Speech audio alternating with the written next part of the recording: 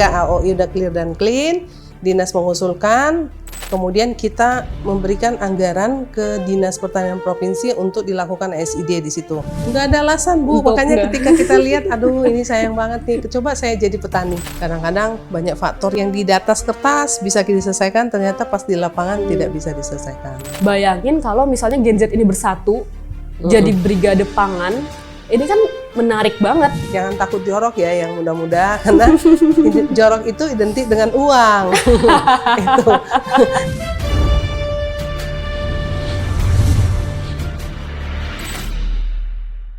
Halo Sobat Tani, apa kabar? Semoga dalam keadaan sehat. Kembali lagi dengan saya Usi. Nah, hari ini kita akan membahas satu program prioritas dari Kementerian Pertanian yang berkaitan langsung dengan kita bisa katakan masa depan pangan Indonesia, yaitu program cetak sawah. Nah, program cetak sawah ini juga seringkali disepelekan, disederhanakan, ibaratnya kayak cuman buka lahan langsung nanam padi. Padahal sebenarnya nggak sesederhana itu.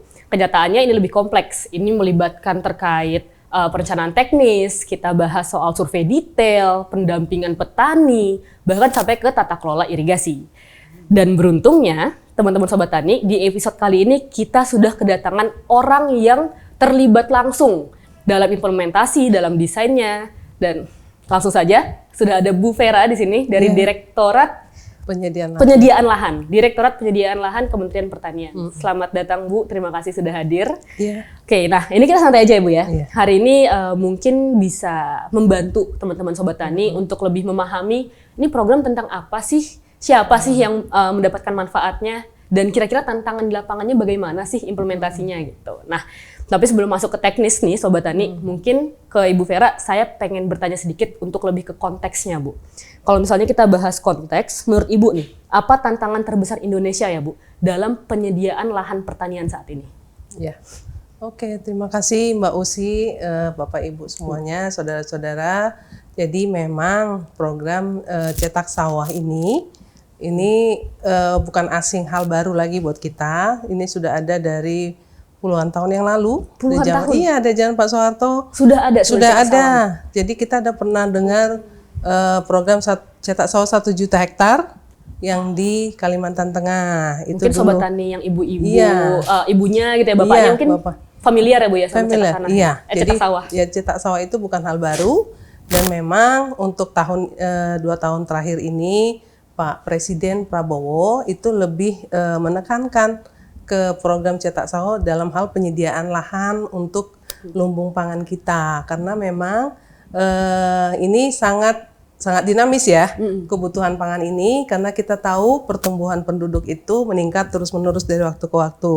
Nggak pernah itu Indonesia menurun tuh nggak trennya. Pernah, ya? Iya, pertambahan penduduk pasti menaik dan itu otomatis kebutuhan pangannya menaik. Itu makanya perlu dilakukan terobosan-terobosan baru, artinya dengan menghadirkan kembali program cetak sawah rakyat ini. Jadi cetak sawah ini fokusnya menyediakan lahan sawah seluas-luasnya untuk bisa berproduksi dari waktu ke waktu secara berkelanjutan, dan itu sangat dibutuhkan untuk memberikan pangan untuk masyarakat Indonesia. Oke, nah ini begitu.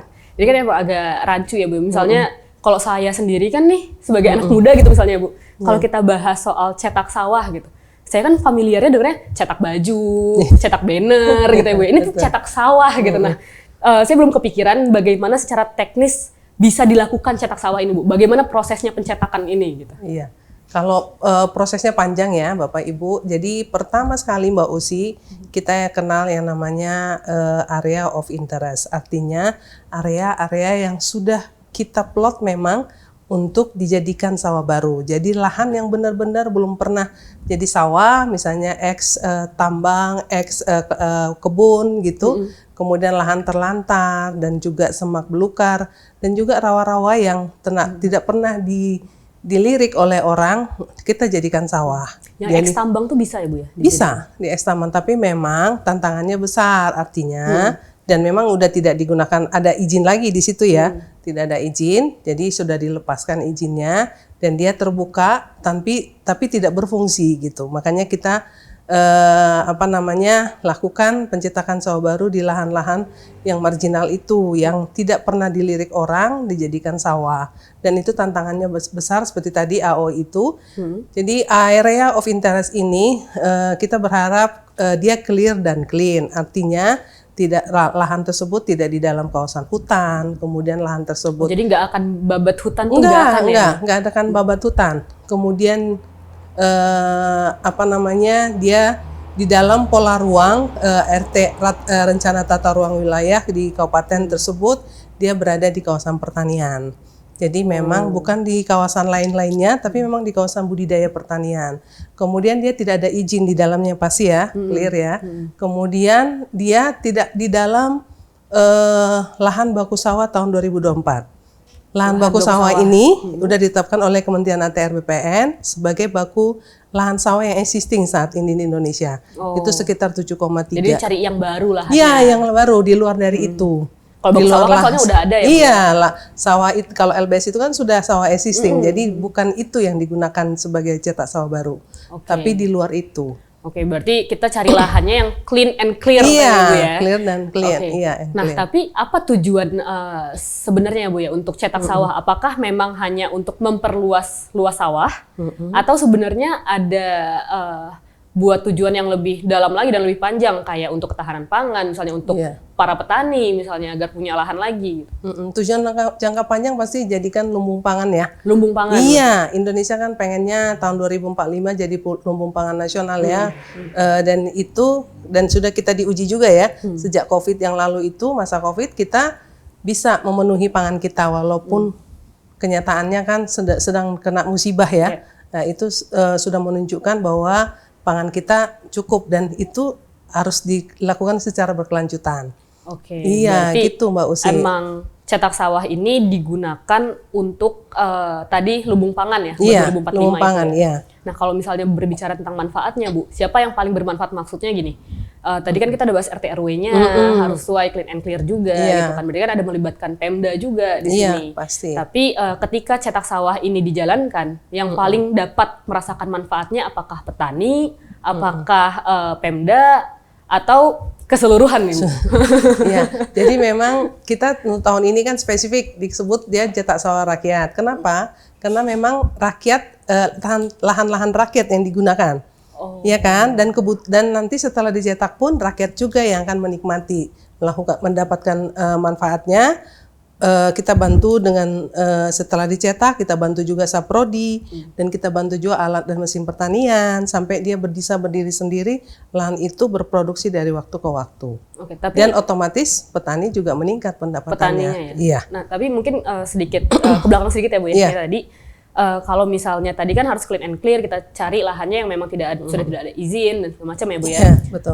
Tapi ketika kita berbicara tentang cetak sawah rakyat, berarti apakah lahan yang milik rakyat ini dia yang datang ke Kementerian Pertanian kah? Kayak jadiin tanah gue bukan. Atau bagaimana nih Bu? Proses untuk cetak sawahnya ini ya? Prosesnya tetap usulan itu dari Dinas Pertanian. Tetap dari Dinas Pertanian? Iya, tetap dari Dinas Pertanian Kabupaten, kemudian dia mengusulkan ke provinsi, dan provinsi mengusulkan ke kita. Oh gitu. Ke pusat, baru kita cek lagi kembali usulan itu, apakah benar lahan itu sesuai dengan kriteria kita. Iya. Oh, tapi Dinas Pertanian ini yang nanti ke masyarakat ya? Dari Dinas Pertanian ini mengumpulkan semua usulan-usulan masyarakat. Tanah-tanah siapa yang mau dicetak? Misalnya nih saya punya tanah nih Bu. Iya, saya punya tanah.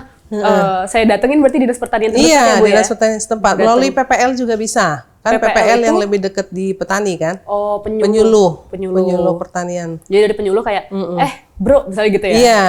Beli tanah gue dong buat cetak sawah. Bukan gitu ya? Beli sebenarnya. Berarti apa tuh? Bro, ini lahan saya perlu dicetak. Jadi sawah. Tadinya mungkin lahan kelapa sawit atau lahan apapun itu terlantar atau dan sebagainya, dia minta untuk dicetak sawah. Mungkin dia dengar juga cetak sawah dari mana-mana kan informasinya. Mau dong dicetak gitu ya, jadi cetak sawah. Nah, yang mengelola itu nanti siapa Bu? Misalnya sudah dicetak nih sawahnya. Kan kembali ke masyarakat itu. Berarti saya lagi nih? Iya, kembali ke mbaknya. Bro, cetak tanah saya dong gitu ya? Jadi cetak sawah, saya mau jadi petani nih gitu ya? Iya, betul. Dan sebenarnya pasca itu udah banyak juga ya Bu ya? Ada irigasi segala macam yang nanti bisa kan bantu, banyak. Kita berharap sih sebenarnya bantuan fokus ke situ. Jadi kita memang lihat sumber airnya ada atau tidak. Kalau belum ada, kita koordinasi sama Balai Besar Wilayah Sungai dari Kementerian PUPR untuk dia bisa membantu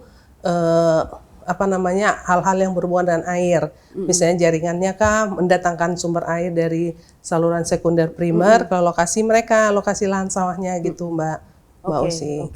Nah, untuk cetak sawah ini kan juga nggak mudah ya Bu ya. Maksudnya iya, nggak mudah. Sederhananya saya bisa datang nih ke penyuluh atau ke tadi ya dinas gitu kan, bilang bisa nih tanah dicetak gitu ya Bu ya ceritanya.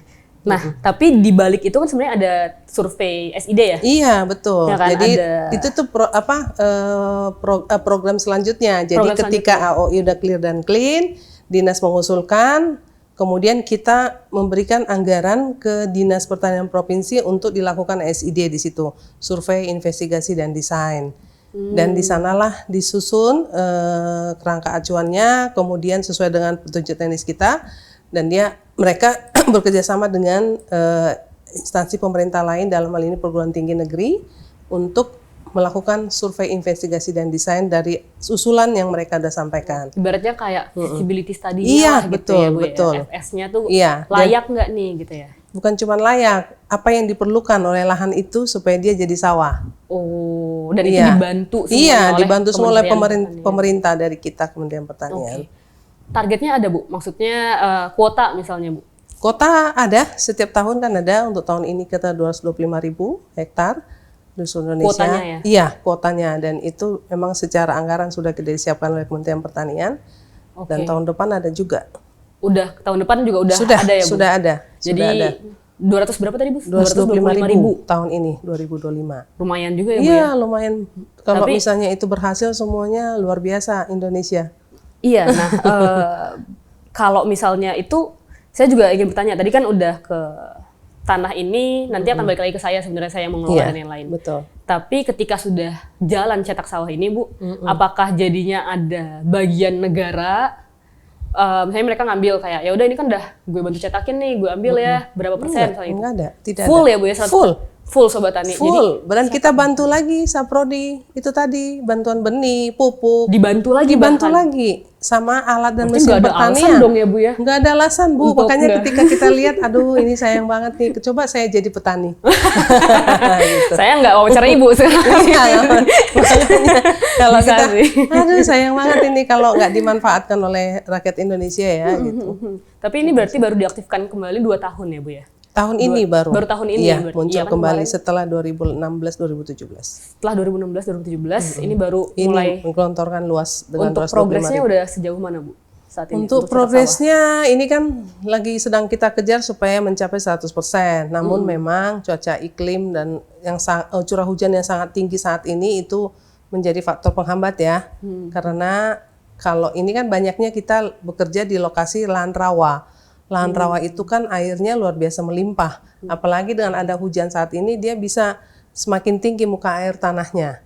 Jadi akhirnya ini menghalangi ya, artinya di lapangan itu tidak bisa bekerja maksimal para penyedia kegiatan ini, pelaksana kegiatan. Karena kita bergantung juga sama cuacanya. Cuaca iya.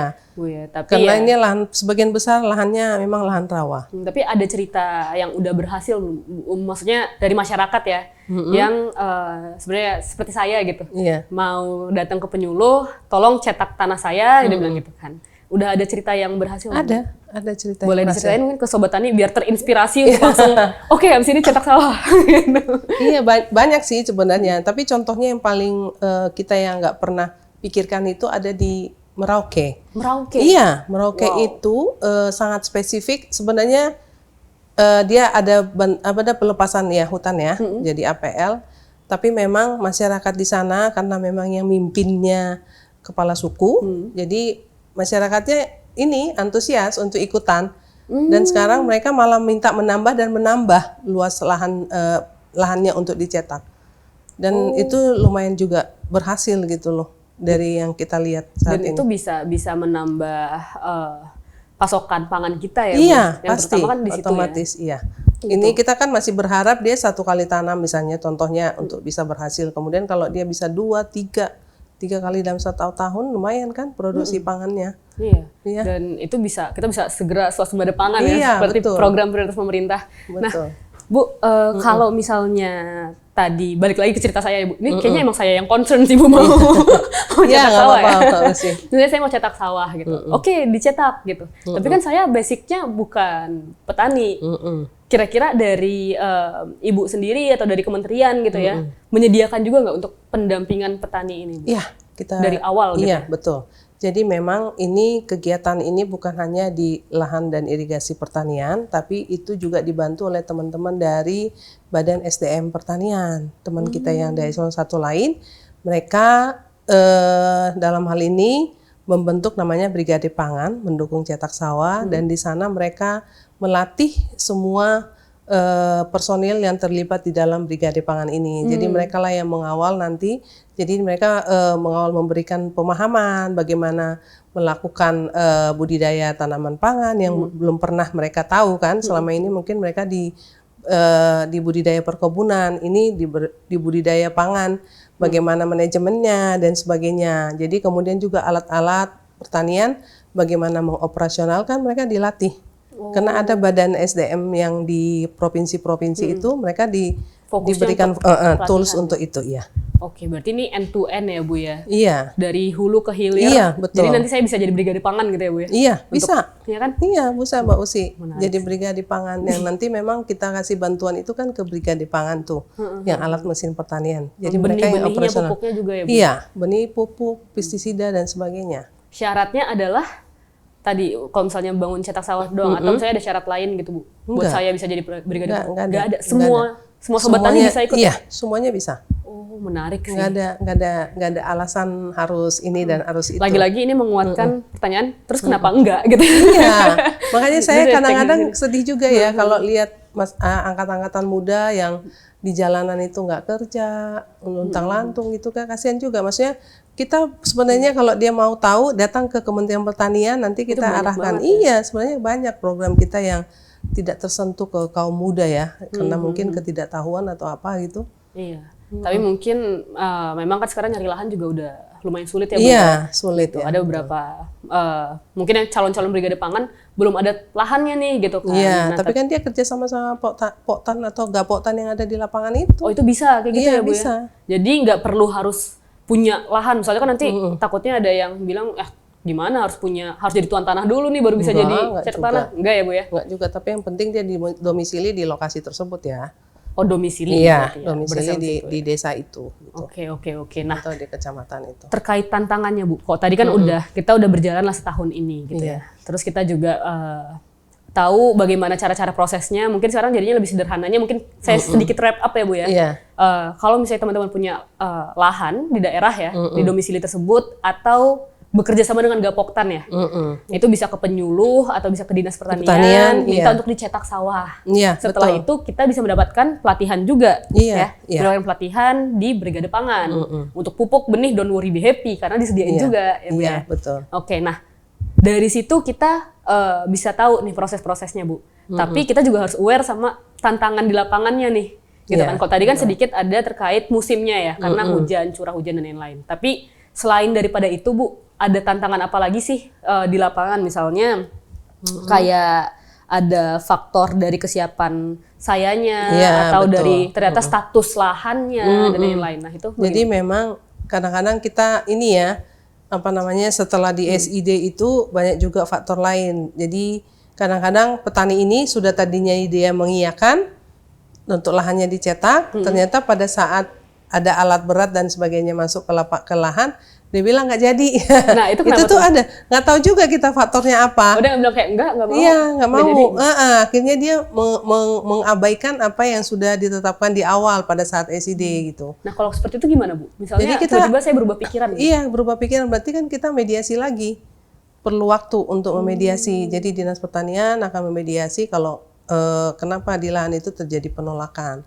Ada apa? Kan gitu. Kadang-kadang ini apa bisik-bisik begitu loh, Mbak Usi. Jadi kadang-kadang Bisik-bisik tetangga ya? Iya, ada yang menghembuskan ini hal sesuatu yang tidak mengenakan mungkin bagi petani itu, Jadinya akhirnya dia ragu mengatakan ya? tidak. Iya. Oke. Nah, Mengandalkan kalau jadi kayak tidak. gitu ada spesifik lokasi nggak? Misalnya kayak kita nggak usah sebutin aktornya, tapi kayak ya waktu itu kejadian nih di daerah ini, udah sampai ke SID nih, akhirnya kita harus mediasi dan keputusannya adalah penarikan atau iya. tidak. Pasti kita nggak mungkin kayak enggak dong harus dong, itu nggak mungkin ya Bu ya dari kementerian. Iya, terpaksa kita harus cari lokasi lain, lahan pengganti yang lain. Iya, itu kan jadinya Iya, jadi lumayan lama, butuh waktu. mundur-mundur dan waktunya Dari pengajuan proses. sampai ke SID dan akhirnya dibangun itu berapa lama Bu prosesnya kira-kira? berbeda-beda ya setiap lokasi. Kalau misalnya dia lancar-lancar saja 2 bulan 3 bulan udah masuk ke konstruksi sebenarnya. 2 bulan, Dari 3 bulan. 2 bulan kan dia di SID, lanjut nanti dikonstruksi kan. Nah, kalau itu lancar-lancar sebenarnya bisa maju ke bulan ketiga dia udah kontrak konstruksi gitu loh. Oh gitu, bulan Iya. ketiga. Tapi kan bangun cetak sawah ini nggak cepet ya Bu Iya, ya? nggak Nah, cepat. itu berapa lama tuh? Kalau dia sebenarnya, kalau kan kita udah ada desain, sudah ada RAB, jadi dari spasial yang sudah ditentukan itu sudah ada nih titik-titik yang harus dibangun apa dan pekerjaan konstruksinya apa, itu sudah memudahkan sebenarnya tim pelaksana untuk melakukan. Tapi kendala itu tadi, kadang-kadang banyak faktor yang tidak yang di atas kertas bisa diselesaikan, ternyata pas di lapangan tidak bisa diselesaikan gitu. Itu yang ngebuat Iya, membuat jadi lebih lama mundur. makanya itu yang dibilang bahwa ini sebenarnya bukan program yang jangka pendek ya Bu ya, ini Iya, yang jangka betul. panjang ya. Karena kan setelah dibangun masih butuh ada pelatihan lagi ya Bu ya. Iya, betul. Jadi memang ini mesti bergandengan tangan sih, bukan cuma hanya Kementerian Pertanian, tapi tadi seperti saya sebut untuk air itu dengan Kementerian PUPR ya, dengan PU ya, artinya dengan Balai Besar Sungai, wilayah sungai itu sangat kita butuhkan bergandengan tangan. Kemudian ada juga faktor yang lain, penyusunan dokumen lingkungan, itu kita sangat identik dengan Kementerian Lingkungan Hidup gitu loh. Oh, ini lintas Iya, lintas sektor. Memang karena memang disyaratkan ketika kita membangun sesuatu, kita harus izin minta persetujuan dulu untuk lingkungan hidupnya kan gitu. Jadi ini ya, dan memang cetak sawah ini dilihat cuman 2 kata, tapi program ini banyak sekali melibatkan Kalau yang tahunya instansi. cetak sawah rakyat ya Bu ya. Iya, 3 lagi ya. Itu membutuhkan sentuhan dengan instansi lain, dan memang nggak bisa sendiri itu. Iya. Nah, berarti memang tadi lintas sektor ya Bu ya, butuh waktu juga. Cuman kalau misalnya ketika ini sudah running kan luar biasa sekali Iya, ya betul. untuk Kalau hasilnya sudah gitu berhasil, ya. iya. Kalau sudah berhasil, luar biasa efeknya Nah, buat kita. yang kebayang sama saya Bu, kalau misalnya kita mau cetak sawah, itu kan kalau saya kan lihat sawah selalu di pinggir jalan gitu ya Bu ya, kalau mau keluar kota. Hijau royo-royo ya. Iya, hijau-hijau gitu. Atau kalau misalnya kayak di Ubud lagi healing kan tuh sawah gitu kan. Nah, tapi pada kenyataannya itu sebenarnya lahan yang seperti apa sih Bu yang biasanya dipakai ya? Karena kan banyak juga yang mengatakan bahwa ini pasti merusak hutan nih, hutannya dibabat, ditanam sawah gitu kan. Tapi apakah pada kenyataannya seperti itu Oh, Bu? tidak. Lahan-lahannya. Enggak. Kebanyakan sih saat ini ada lahan kering. Contohnya spesifik ya, kalau seperti di NTT, contohnya itu di Gorontalo itu cenderung lahan kering. Karena memang dia sebelumnya adalah, kalau di NTT itu kan memang dia terlantar, nggak ditanami apa-apa karena kekurangan air kan. Kalau di Gorontalo itu dia lahannya tadinya kelapa dalam. Kelapa dalam. Ditanami pohon kelapa. Oh. Tapi udah tua, mereka ganti sekarang saat ini jadi padi, tanaman padi. Itu yang membuat jadi spesifik. Kemudian kalau kita bicara di Kalimantan itu rata-rata lahan rawa. Jadi memang bukan lahan hutan yang Itu tebas seperti yang ada, disampaikan di pemikiran orang-orang. Jadi memang dia dari Sabang sampai Merauke semuanya ada spesifik lahannya, dan itu memang bukan lahan hutan. Karena kita udah di AOI tadi itu kita udah tebas atau keluarkan dari kawasan hutan. Jadi nggak pakai kawasan hutan. nggak akan ya. Nggak akan. Dan tidak akan keluar izinnya dari kita. Iya, klarifikasi. Jadi memang di saat masuk ke SID itu udah terlempar gitu. Oh, emang udah nggak bisa. Udah nggak akan bisa, iya. Kecuali dia nanti ada lagi penerbitan APL ya, area penggunaan lainnya dari kawasan hutan, itu bisa kita gunakan. Asal udah ada APL-nya. Udah ada APL dari Kementerian Kehutanan dan resmi gitu loh. Tapi kalau sebelum itu resmi kita nggak bisa. Nggak bisa ya. Nggak bisa. Oke, nah dan biasanya itu adalah memang lahannya masyarakat, bukan Iya. yang negara. Yang negara bisa juga Bu? Negara tapi apa tuh contohnya? Saya Nggak juga tahu. Misalnya kayak ini tanah ini milik negara. Misalnya. iya, Nah, enggak. nggak Belum bisa ada ya. Dia sampai dari saat ini. masyarakat ya. Iya. Kan yang Biasanya. nanti yang mengerjakan siapa kan itu kan? Iya, saya masalahnya. juga bingung Iya. misalnya tanah milik negara dia nyetak. Pusing Siapa lagi nih? kita nyari orang yang untuk mengerjakan, untuk melakukan budidayanya ya, dari waktu ke waktu nantinya. Oke. Nah, dari pelaksanaannya selama ini Bu, kalau misalnya dari Bu Vera, pembelajaran penting apa Bu yang bisa didapat dalam proses mencetak sawah ini ya? Buat Banyak ya. teman-teman. Banyak banget dari aspek perencanaannya itu tadi kita memang mesti ketemu betul dengan perguruan tinggi negeri yang visinya sama dengan kita. Artinya memang dia benar-benar melakukan survei investigasi dan desainnya dengan baik ya. Baru kemudian dengan instansi lain kita harus bergandengan tangan ya. Nggak bisa kita sendiri saja. Untuk Kementerian Pertanian ada tadi saya sebutkan Kementerian Kehutanan, Kementerian Lingkungan Hidup, Kementerian PU, kemudian untuk secara koordinator kan kita di atas Kementerian Kemenko Pangan. Jadi kita memang mesti ke induknya tetap mengadu kita, adapun masalah apa yang bottleneck di mana itu kita sampaikan ke iya, beliau ya. ke atas kita.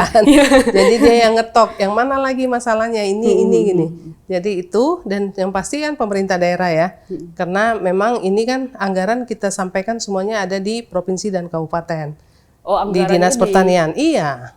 Oh. Jadi kan ini kita cuma memantau saja posisinya kan dan memberikan rule. Artinya ini petunjuk teknisnya untuk SID ini, untuk konstruksi ini dan lain-lain ini gitu loh. Kalau misalnya anggaran itu dari provinsi dan kabupaten ya? Iya, diletakkan di sana. Diletak anggarannya. Iya, anggarannya. Oke. Nah ini luar biasa sih sebenarnya dari program ini juga. Somehow ya Bu ya, saya juga baru belajar hari ini bahwa ternyata emang nyetak sawah itu bukan semata-mata memperluas lahan sawah gitu ya, tapi ini membuat lahan yang tadinya nggak produktif jadi produktif ya. Iya, betul, sangat tepat Mbak. Produktif, kayak misalnya tadi ada yang lahan kering ya Bu ya, lahan kering, rawa, saya juga baru tahu ternyata itu bisa dibikin jadi sawah gitu kan. Iya, betul. Dan bisa mempercepat swasembada pangan kita mungkin ya Bu. Dan memang nggak pernah disentuh kan yang rawa itu, nggak pernah disentuh selama ini. Jadi memang kalau kita Mbak Usi mungkin udah pernah ke Kalimantan, itu seperti padi sebenarnya kalau lihat dari atas. Padahal itu sebenarnya alang-alang kan yang tumbuh di rawa, dan itu tidak ada produksinya gitu loh. Artinya memang itu dibiarkan selama ini. Jadi dengan adanya cetak sawah, itu kalau memang dia clear dan clean tadi itu bisa dijadikan sawah. Dengan catatan ini memang membutuhkan waktu yang lumayan cukup panjang ya Bu ya. Iya, betul. Karena kan prosesnya tadi udah lintas sektor, terus kan bangunnya juga nggak bisa sehari jadi. Iya, gitu kan ya, Bu, betul. Ya? Berarti sejauh ini dari target 225.000 ya Bu tadi ya, udah yang terrealisasi berapa Bu kira-kira? Sebenarnya kalau dari angka ya, dia udah 180.000 sudah di kontrak konstruksi, iya. Tapi ini kan karena memang semuanya berada di lahan rawa, itu agak mundur kemungkinan besar. Mereka menambah waktu pekerjaannya dengan mekanisme rekening penampungan air tahun itu bisa menabrak tahun 2026. Jadi memang ini lagi diinventarisir sama kita yang mana-mana saja yang butuh penambahan waktu sampai 90 hari ke depan, atau mana yang tidak ada selesai 100% di 31 Desember. Jadi ini masih dicek 25. Lagi ya berarti? Iya, dicek lagi. Karena ini progresnya, karena saat ini kita kemarin tadi kita terima informasi dari teman-teman kita yang lagi di Kalimantan, itu hujannya luar biasa. Di mana-mana sih iya, lagi hujan. Kalau di sini kan masih ada panasnya ya.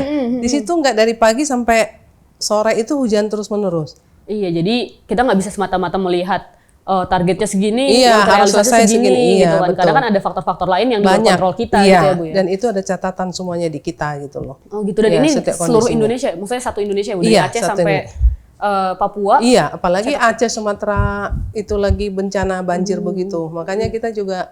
Tapi ada yang kejadian nggak Bu, misalnya Aceh, Sumatera nih yang lagi ongoing cetak sawah? Enggak, belum. Kebetulan dia saat ini SID, masih tahap SID. Konstruksinya tahun depan. Oh jadi belum konstruksi ya? Iya, belum. Iya, karena kan kalau misalnya udah sampai ke tahap konstruksi dan tiba-tiba terjadi bencana ini berarti mundur ke SID Bu? Atau kita dilihat lagi kondisinya, alamnya berubah atau tidak kan? Di kan dia bergeser, lagi, kan dia bergeser seperti longsor contohnya kan dia udah Nggak Iya, tahu lagi kasihan. bentuknya. Iya. Paling banyak di wilayah mana, Bu? Kalau misalnya dari Aceh sampai Papua ya? Kalimantan ya. Kalimantan tuh paling Untuk banyak. saat ini Kalimantan Kan tadi yang masih- lahan kering itu ya? Iya. Enggak, lahan rawa. Lahan rawa ya? Iya, lahan rawa. Lahan rawa ya, banyaknya di sana.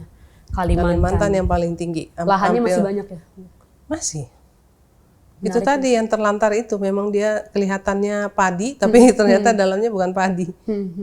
Nah, kalau misalnya kita juga bahas, misalnya saya nih Bu, saya punya lahan gitu. Kayak tadi lagi ya. Iya. Terus kayak apa sih benefitnya buat saya kalau misalnya saya mau cetak sawah dibanding saya misalnya bangun kos-kosan 10 pintu. Iya. Tapi kalau tergantung lokasinya, kalau di pedalaman ya nggak ada Siapa yang mau ngekos siapa ya, yang Bu? mau kos, Mbak? Nggak ada yang kos, Mbak Usi. Bener sih, bener sih. Kalau di kota mungkin bagus kos, tapi kalau untuk pedalaman Di kota kan juga udah nggak ada lahan. nggak ada lahan, Tiba-tiba iya. ada sawah di Pancoran kan kita Iya. juga bingung. Kecuali di itu ya, Jakarta Utara ada. Jakarta Utara ada sawah loh. 64 hektar ada loh. Oh iya? Iya, DKI itu punya lahan sawah tuh di daerah Jakarta Utara situ. Oh masih ya? Masih ada ya? berproduksi terus loh itu. 64 hektar. Menarik juga ya. Kemarin saya Perlu juga Mbak Usi jalan-jalan ke situ. Lihat. Enggak sama Bu Vera, saya mau Iya, buka saya boleh, sendiri boleh. mungkin nanti agak kikuk. Boleh, boleh. Yang Ibu kan kasih tahu lokasi di mana gitu ya Bu ya. Tapi iya Bu, kayak misalnya saya kan banyak anak muda sekarang tuh yang pengen sih bertani karena melihat prioritas pemerintah saat ini kan adalah swasembada pangan gitu. Kita ada MBG segala macam itu kan membutuhkan pangan yang banyak gitu. Pengen sih cetak sawah gitu, tapi kita kan juga pengen yang instan-instan nih Bu, biasanya yang dapetnya cepet gitu kan. Nah kira-kira apa yang membuat calon-calon brigade pangan seperti saya nih Bu, untuk tergugah melakukan program cetak sawah? Sebenarnya dilihat untungnya ya. Untungnya, nah Iya. gimana Kan benefitnya? dia sebenarnya kan gini, dapat alatnya yang harganya MM-an gitu kan. Gratis tuh ya? Iya gratis, dia cuman butuh operasional. Dan operasional itu bisa juga dia dapat dari sewa-sewa kan. Kan dia sewakan itu alat-alat itu ke masyarakat yang ada di situ kan, yang punya lahan. Sebenarnya kan itu yang belum di challenge-nya belum dilihat ya. Iya. Sama angkatan muda. Mungkin Benefitnya apa sih? iya, benefitnya kan alatnya gratis. Ya kan, dikasih lagi pelatihan-pelatihan. Otomatis kan, tapi memang kegigihan sih dari ini ya, angkatan muda ya. Karena memang kalau kegigihan katanya itu bukan milik angkatan muda, tapi milik angkatan tua. Iya kan? Ya, tapi kalau anak muda emang kita Katanya agak sih. sedikit pragmatis Iya, gitu. Kayak saya dapat katanya apanya sih. tuh harus ada gitu. Iya. Tapi kalau tadi bilang saya dapat apa itu udah poin plus banget gitu kan. Kita Iya. ada tadi ya dicetakin ya kan, dapat Saprodi, seprodinya, iya benihnya, dapat benihnya, alat segala mesin macam, alat pertaniannya. mesin. Alat mesinnya juga beragam Iya, alat kan. pertaniannya tuh Ada dapat gitu traktor kan. roda 2, traktor roda 4, ada pompa air. Nah, aduh banyak deh. kalau kakek saya Bu misalnya yang udah punya sawah tapi ngerasa sawahnya nggak produktif, masih bisa nggak Bu dibantu cetakin gitu misalnya? Bisa sih sebenarnya, tapi yang penting dia memenuhi syarat tadi itu. Tidak di kawasan hutan, tidak LBS, tidak Dia ada udah punya izin. sawah nih Bu, Udah ada sawah. Udah ada Ya, sawah. Berarti bukan kegiatannya cetak sawah. berarti nggak bisa ya Bu ya, misalnya Tapi saya mau optimasi cetak sawah lahan. lagi. Iya, yang lain. Programnya kan yang lain, bukan cetak sawah. Kalau cetak sawah kan dia belum sawah sama sekali, Belum dijadikan sama sawah. sekali. Iya. Oke, berarti untuk para petani, tapi sebenarnya ada ya Bu ya program Ada, lain untuk ada. para petani yang misalnya sawahnya udah nggak produktif nih. Iya, harus optimasi. dibantu. Ada optimasi lahan, iya. Iya, ada yang irigasi juga ada ya Bu Iya, ya. irigasi juga Buat ada. irigasi Jadi lebih sebenarnya kendalanya apa tidak produktif kan itu. Ya kan harus ditelusuri. Apakah dia kekurangan air? Kalau kekurangan air berarti kan dicarikan air entah dari tanah dalam, entah dari air permukaan, kan gitu ya. Iya, iya, iya. Heeh. Atau memang dia harus dikumpulkan jadi embung airnya. Jadi mereka dari hujan dibuat embung, jadi penampungan air, baru dialirkan ke lahannya. Oh, Kan itu ada juga, embung itu kan ada juga kegiatannya di kita juga. berarti semuanya ada sebenarnya Bu ya. Semuanya ada. Ya kalau Bu Vera khusus untuk yang Cetak cetak sawah. sawah. Iya, gitu ya. betul. Berarti untuk brigade-brigade pangan, calon-calon brigade pangan lah ya Bu ya, buat kayak saya yang baru Iya. mau masuk dan mau punya sawah gitu. Iya, Dan betul. punya lahan, ada minimal nggak Bu? Misalnya secara Minimal standar ya? kalau standar kita bilang sih 5 hektar per hamparan. Minimal 5 hektar. Oh minimal 5 hektar ya Bu ya? Iya. Sebenarnya tapi kalau kalau hamparan, tapi kalau bicara satu kabupaten kita minta lebih luas ya. Bisa. Kalau bagus-bagusnya sih 1.000 satu Baik. kabupaten. Kalau misalnya masyarakat kayak saya nih Bu, saya berarti minimal 5 hektar 5, ya? iya. Hamparannya ya? Iya, 5 Oke. hektar. 5 hektar dan itu harus sawah, ada yang kayak sawah yang... Enggak, tidak belum sawah sama Oh, sekali. maksudnya lapangannya Iya, itu Bu, masih- buat sawah irigasi teknis nanti? Iya, nanti Gitu ya? irigasi. Dibantu semuanya. Oke, 5 hektar tuh lumayan. Segini kali ya Bu ya? Studio ini teman-teman ini. Oke, terus saya juga pengen tanya Bu. Misalnya nih, ada yang udah dicetak sawahnya. Terus di tengah jalan dia nggak lanjut, tapi udah jadi Bu sawahnya. Jadi udah deh kita nggak lanjut, itu dapat sanksi nggak sih Bu dari pemerintah? Enggak ada sanksi. Tapi kan pasti ditanami, enggak dia yang nanami, orang lain yang nanami kan. Oh, Iya tapi kan? misalnya saya kayak tiba-tiba nih 3 tahun udah ada sawah saya gitu kan. Kayaknya Iya. saya bosen deh jadi petani. Kan kadang saya ada bosen-bosennya ya Bu ya. Iya. Bosen deh jadi petani, mau jadi ke Jakarta aja lah misalnya gitu kan. Itu tapi nggak ada sanksi dari Nggak ada pihak sanksi pemerintah. Saat ini sih belum ada ya. Belum ada tuh. Belum ada. Berarti akan ada. Iya, belum sampai ke situ. Ini kan kita masih cetak-cetak dulu. Nanti kalau udah dicetak berapa 5 tahun ke depan, kan baru kita mikirkan, oh ini gimana nih kalau yang dibiarkan ini. Tapi Kan udah ada itu. yang jadi sawahnya Bu. Untuk sejauh ini. sudah ada. Yang udah jadi sawah tuh Sudah udah ada yang ya? jadi sawah. Udah panen. Baru masa proses tanam. Proses tanam ya, Iya, Bu, ya? Yang masih proses tanam. ditargetkan kalau bisa ya 3 kali lah ya Bu, ya, Iya, setahun ya. iya. Tapi mungkin untuk sawah baru itu berat untuk 3 kali, langsung 3 kali. Karena kan dia lahannya tanamannya kan belum subur banget kan. Kan dari untuk ketersediaan haranya mesti dibantu lah dengan pupuk dan sebagainya. Iya, jadi sekali dulu, 2, Iya, 3, sekali baby 2. steps lah ya Bu. Iya, betul. Oke. Nah, terakhir Bu Vera mungkin closing statement terkait cetak sawah dan teman-teman Brigade Pangan agar mereka bisa ikut join ke program kita gitu kan. Karena saya menariknya kalau misalnya nih Bu, Gen Z itu kan udah hampir mayoritas ya di Indonesia.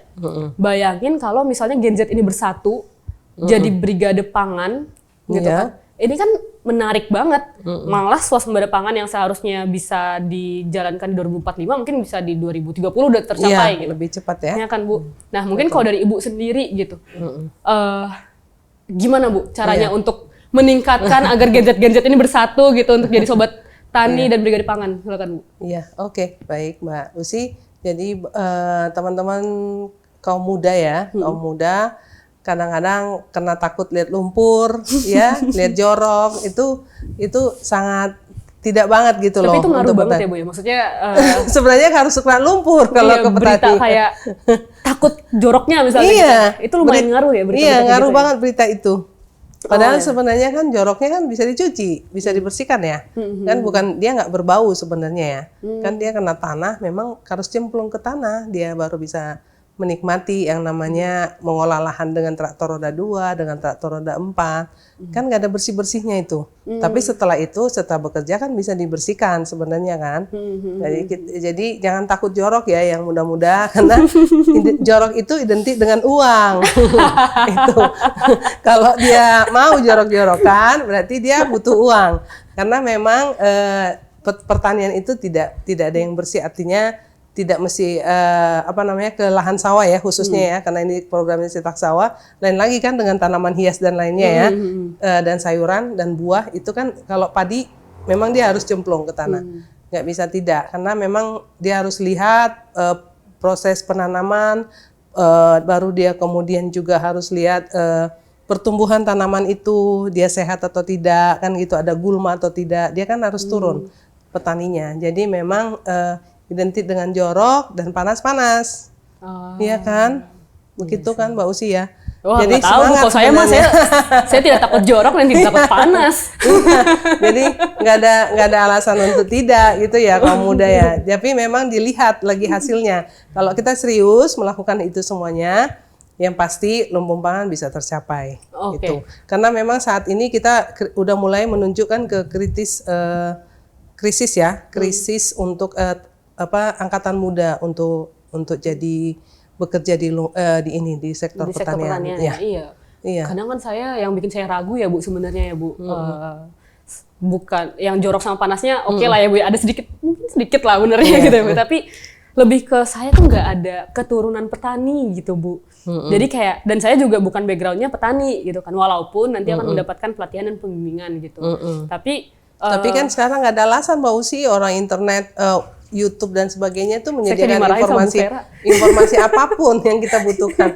Karena kita yang tua ini, angkatan tua ini, setua saya ini, kita tuh menikmati benar. Artinya ketika butuh apa, kita tinggal pencet gadget kita, cet, langsung keluar bagaimana tuh. Caranya, gitu ya? Iya, bagaimana cara bertanam apapun itu, mau padi, mau sayur-sayuran, mau buah, itu semuanya ada tersedia. Jadi nggak ada alasan lagi. Nggak ada alasan. Ini kayak dimarahin sama ibu.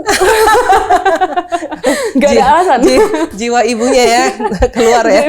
Saya langsung Oke, kalau misalnya ini Bu, prospeknya oke, nggak ada alasan nih. Saya nggak takut jorok, saya nggak takut panas. Internet. Kalau prospek kan saat ini sudah ditetapkan sama pemerintah harga eceran tertinggi untuk padi, ya kan? Jadi ketika panen sekian. 16.000 ya, 6.500 apa per kilogram ya. Maaf kalau salah, saya salah. Itu kan sudah ditetapkan pemerintah, tidak boleh di bawah itu. Dan demand-nya udah pasti ada. Udah pasti ada. Kita Udah butuh. Bukan cuma Indonesia, mungkin di luar Indonesia juga sebentar lagi akan melirik kan. Iya, jadi sebenarnya secara prospek ini prospek banget gitu ya. Iya. Bangetnya gede gitu. Oke. Jadi saya nggak takut ada alasan sih ya. Saya takut habis ini saya langsung bertani, jadi Bu. Tani, iya. Ini kayak Bu Vera tuh bilang saya, ayo Mbak Usi. Ayo Mbak Usi. Jadi brigade pangan, nunggu apa lagi gitu. Nanti setelah ini teman-teman Kementerian Pertanian udah nggak ngundang saya, Bu. Sorry, lagi sibuk di sawah ya. Justru Mbak Usi ngasih tahu ke orang-orang, Iya. influencer kan. Jadi ini saya ternyata jadi petani itu nggak semenderita yang kalian bayangkan gitu dong harusnya. Saya bisa dapat 2 income ya Bu ya. Iya. Dari pertaniannya dari sama pertanian dari sama influencer ya? influencer, iya betul. Menarik. Sorry nanti abis ini saya nggak ada di sini kayaknya ya. Oke, Bu. Selain tadi sudah menggoda saya untuk masuk menjadi brigade pangan ya Bu ya, dan mencetak sawah gitu. Mau klarifikasi satu hal Bu. Jadi kan kita udah klarifikasi juga terkait ini tuh nggak makan hutan lah, tanahnya hutan, kecuali udah di APL ya, dengan catatan. Nah berikutnya ada yang bilang bahwa cetak sawah ini melakukan kerusakan lingkungan hidup Bu. Itu benar nggak? Enggak benar sama sekali. Karena kita waktu pertama sekali pemerintah Presiden Prabowo ya mengungkapkan ada program cetak sawah itu, kita langsung koordinasi dengan Kementerian Lingkungan Hidup. Jadi di Lingkungan Hidup menyatakan bahwa kegiatan pertanian dengan cetak sawah ini yang pertama tidak menghasilkan limbah. Kan tidak ada limbah, kemudian tidak ada kebisingan di dalamnya.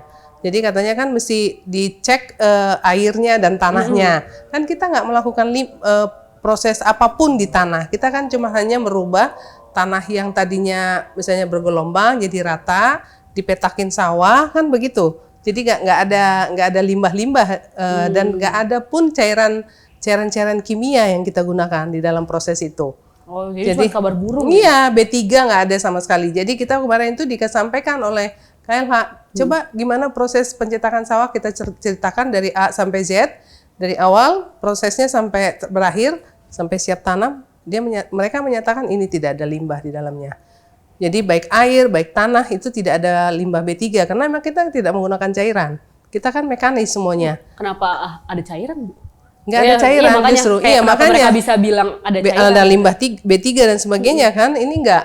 Dia langsung bilang nggak ada. Kemudian kebisingan kan nggak ada juga. Alat beratnya kan cuma kan gitu doang, nggak ada sampai gitu kan, nggak ada.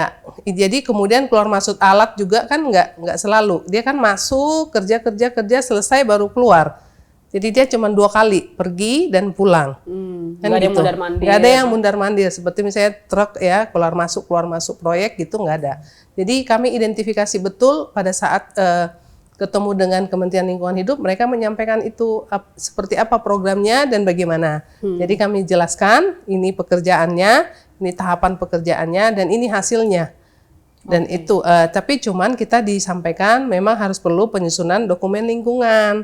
Karena kita merubah rona kan, tadinya misalnya bergelombang, jadi rata. Itu kan merubah rona alam gitu. Jadi makanya perlu ada persetujuan dari teman-teman lingkungan hidup. Oke, itu tapi aja. ini bisa ditegaskan bahwa tidak ada limbah, tidak ada apapun. Program cetak sawah ini tidak merusak lingkungan hidup lah gitu Iya, ya. tidak ada perusakan. Oke. Clear ya Sobat Tani.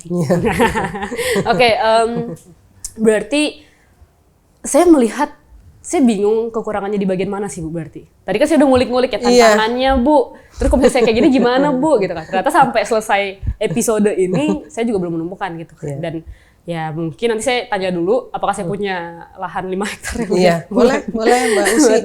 Tapi tinggal didaftarkan saja. Tinggal daftarkan saja ya. Nanti ke Bu Vera boleh? Boleh langsung ke kita, nanti kita identifikasi. Oke. Yang satu hal saya pelajari adalah bahwa program cetak sawah ini balik lagi bukan program jangka pendek, ini investasi jangka panjang dan ini butuh gerakan kolektif dari teman-teman semua, gitu betul. ya. Bukan hanya dari pemerintah, tapi bahkan dari masyarakat yang punya lahan. Gitu ya, untuk bekerja sama dengan penyuluh, lalu dengan provinsi gitu ya. Iya, betul. Dengan dinas terkait. Oke, mungkin episode kali ini sampai situ dulu teman-teman Sobat Tani. Kalau misalnya masih ada yang penasaran terkait hal-hal apa lagi sih yang ada di Kementerian Pertanian, stay tune di podcast Kementerian Pertanian. Sampai jumpa di episode berikutnya. Bye-bye. Bye-bye juga.